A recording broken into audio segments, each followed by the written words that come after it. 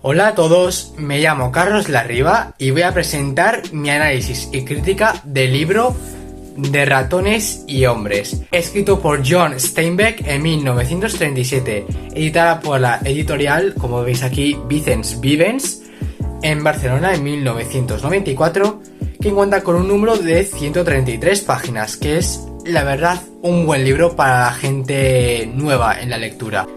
El libro trata sobre la historia de dos hombres llamados Lenny y George, que viajan por toda California para poder reunir el dinero suficiente a base de trabajos de campo y poder comprarse una casa. El problema es que o se lo terminan gastando o Lenny fastidia los trabajos, ya que posee una deficiencia mental que no le permite pensar con claridad.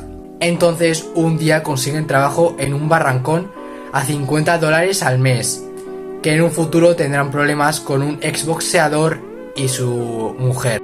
Este libro personalmente es bastante cómodo de leer, es bastante ligero. Está escrito en tercera persona y sinceramente me gusta. Es decir, puedes ver el punto de vista de todos los personajes y así poder empatizar con todos ellos. El título a día de hoy no entiendo por qué se llama De Ratones y Hombres. Lo único que igual he podido entender es porque huyen de un lugar a otro, pero sinceramente el título no te lo nombran en la historia de alguna forma y no entiendo aún el mensaje.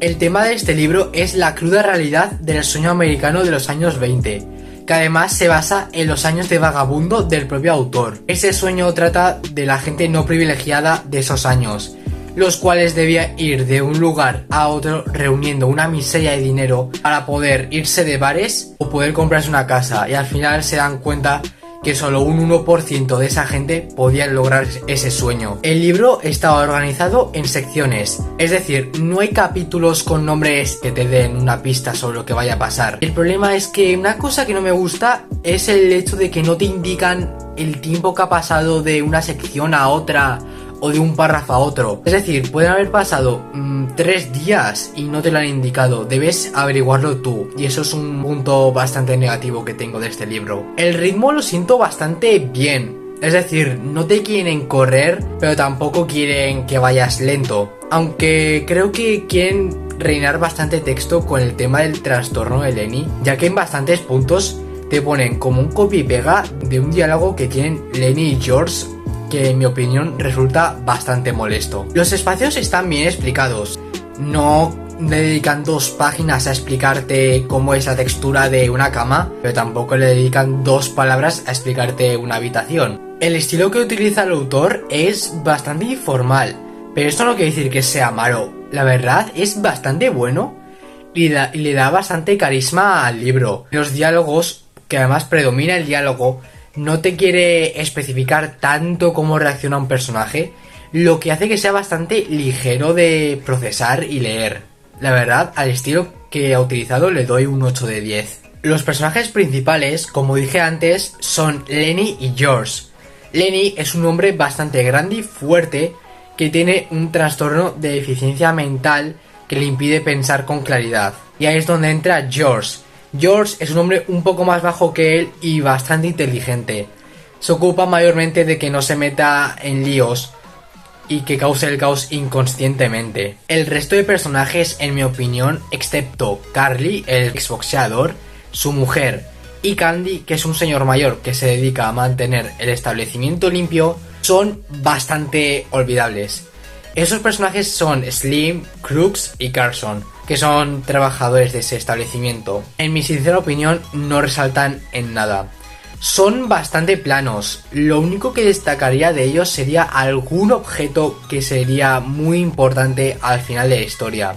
El único que me daba esperanzas era Slim, pero terminó siendo el buenazo del rancho.